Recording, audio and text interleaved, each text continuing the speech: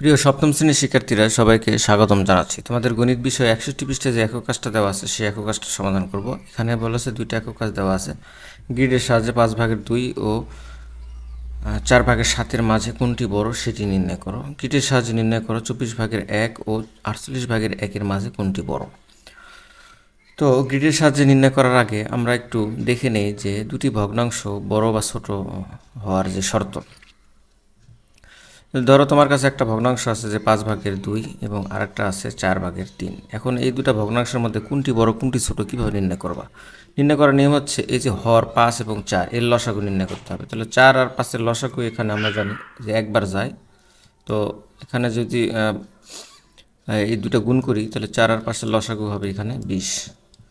তো আমাদের এই দুটো ভগ্নাংশের হরকে 20 বানাতে হবে। তাহলে প্রথম ভগ্নাংশের হরকে যদি 20 বানাতে চাই তাহলে 5 লব এবং হরকে আমাদের 4 দিয়ে গুণ দিতে হবে। তাহলে 4 দিয়ে গুণ দিলে 20, উপরে 4 দিয়ে গুণ দিলে 8। এরপরে এই ভগ্নাংশটাকে যদি আমরা 20 বানাতে চাই 5 দিয়ে গুণ দিতে হবে। তাহলে 5 দিয়ে গুণ দিলে 4×5 = 20 আর 5 দিয়ে গুণ দিলে 3×5 = 15। তো আমরা স্পষ্ট এখানে দেখতে পাচ্ছি যেহেতু এখানে 15, এই যে লব 15 বড়, লব দুটার মধ্যে 15 এখান থেকে বড়, তাহলে আমরা স্পষ্ট এখান থেকে বলতে পারবো যেহেতু 15 > 8, তো সুতরাং এই যে 20/15 এটা বড় 20/8, অর্থাৎ এখান থেকে আমরা যেটা পাই, অর্থাৎ এটা হলো, তাহলে দেখো এই যে 20/15 এটা আসছে কিন্তু এই যে এই ভগ্নাংশ থেকে, তাহলে এই ভগ্নাংশটা 4/3 যেটা সেটা বড় এই যে 5/2 এটার থেকে। তো দুটি ভগ্নাংশ তুলনা করার নিয়ম হচ্ছে সমহর বিশিষ্ট ভগ্নাংশ প্রকাশ করতে হবে এবং হর একই করার পর যে ভগ্নাংশের লব বড় সেই ভগ্নাংশটি বড়। তো এখন আমরা গ্রিডের সাহায্যে সমাধান করি। তো গ্রিডের সাহায্যে সমাধান করার জন্য প্রথমত আমাদের একটা কাগজ বা কাগজে একটা আয়তাকার কাগজে এভাবে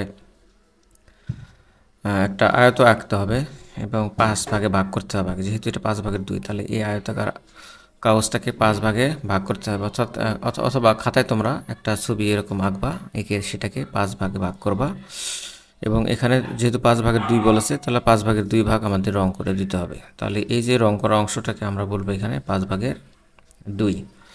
এরপরে আরেকটা ভগ্নাংশ যেটা দেওয়া আছে তার দুটো একই মাপের চিত্র আমরা এঁকে নেব, দুটার সাইজ একই রকম হবে। তো এটা যেহেতু 7/4, তো এটাকে আগে 7 ভাগে ভাগ করব এবং 4 ভাগ রং করে দেবো। যেহেতু 7/4 এখানে দেওয়া আছে, তো 4 ভাগ আমরা রং করে দিই। তাহলে এই যে রং করা অংশ, তাহলে এই অংশটুকু আমাদের এখানে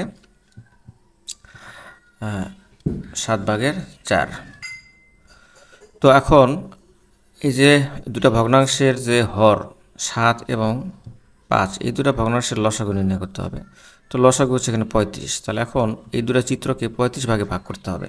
তাহলে প্রথম চিত্র এখানে ভাগ আছে হলো এখানে 5টা, তাহলে প্রত্যেকটা ভাগে আরও 7 ভাগে ভাগ করতে হবে। তাহলে এইখানে এই ভাগে 7টা অংশ, এটা 7 ভাগ করতে হবে, এটাকেও 7 ভাগ, এটাকেও 7 ভাগ, এটাকেও 7 ভাগ, তাহলে 5 × 7 = 35টা ভাগ হবে এবং এখানে এটাকেও 35 ভাগে ভাগ করতে হবে। তাহলে 35 ভাগে ভাগ করার জন্য, তাহলে যেহেতু এখানে ভাগে আসে 7টা, তাহলে প্রতিটা ভাগকে আবার 5 ভাগে ভাগ করতে হবে।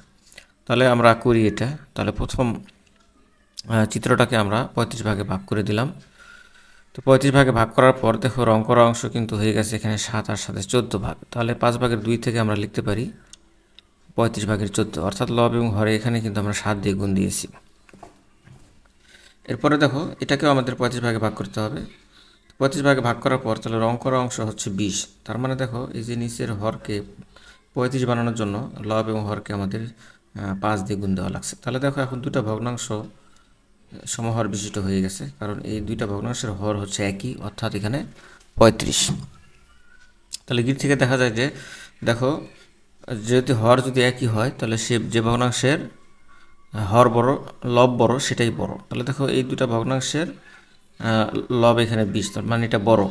সুতরাং এই ভগ্নাংশটা বড় আর এই ভগ্নাংশটা ছোট। আমরা এই ছবি এঁকেও এটা বুঝতে পারতেছি যে এখানে এই অংশটা যেহেতু বেশি রং করা, এই অংশ ছোট রং করা, তবে সে কারণে এই ভগ্নাংশটাই তোমার এখানে বড় হবে। পরেরটা দেখি, পরেরটা হলো 24/1। তো আমরা ওই রকম একটা চিত্র আঁকবো যেটাকে 24 ভাগে ভাগ করব এবং 1 ভাগ রং করে দেবো, আর এটাকে 48 ভাগে ভাগ করতে হবে, 48 ভাগে ভাগ করে 1 ভাগ রং করে দিতে হবে। এখন দেখো এই যে 24 এবং এই যে 48, এই দুটা সংখ্যার লসাগু এখানে বের করতে হবে। তাহলে 24 আর 48-এর লসাগু কী হয় আমরা একটু বের করে নিই। তাহলে 2 দিয়ে ভাগ দিলে এখানে 12, 2 দিয়ে ভাগ দিলে এখানে 24, আবার 2 দিয়ে যায় তাহলে এখানে 6 এবং এখানে 12, তো আবার 2 দিয়ে যায় তাহলে এখানে 3, এখানে 6, আবার 3 দিয়ে যায় তাহলে 1, এখানে 2।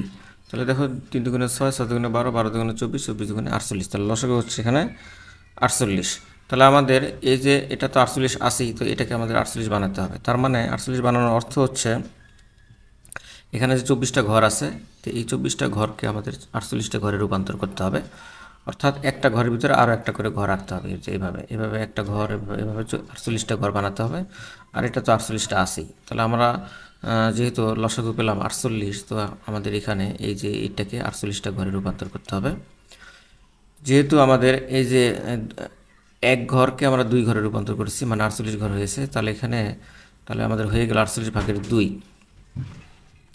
তাহলে দেখো 48/2 বড় না 48/1 বড়, সুতরাং যেহেতু এখানে 48, তাহলে এই ভগ্নাংশ দুটোর লব যেটা বড় সেটাই হচ্ছে বড়, কারণ এখানে 2 এখানে 1-এর চেয়ে বড়, তাহলে এই ভগ্নাংশটা বড়। তো সুতরাং গিট থেকে আমরা দেখতে পাই যে 24/1 48/1 থেকে বড়।